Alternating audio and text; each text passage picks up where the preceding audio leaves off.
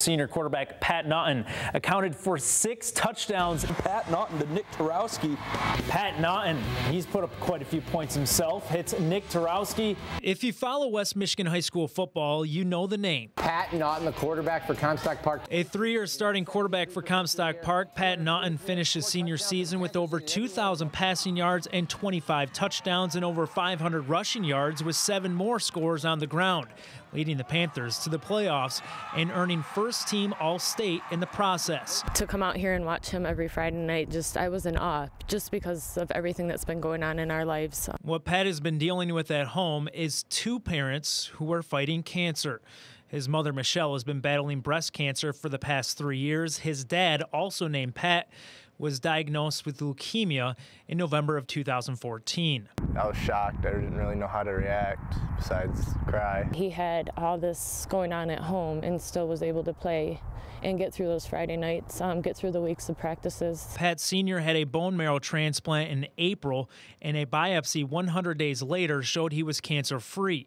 But almost a year after the original diagnosis, and the same night Pat was set to lead Comstock Park against #1 ranked Zeeland West, the family learned the cancer had returned. It was a roller coaster. Playing Zeeland West later and the type of powerhouse they are, it was a difficult day to go through. Naughton went out and threw for 263 yards and 4 touchdowns in a hard-fought loss.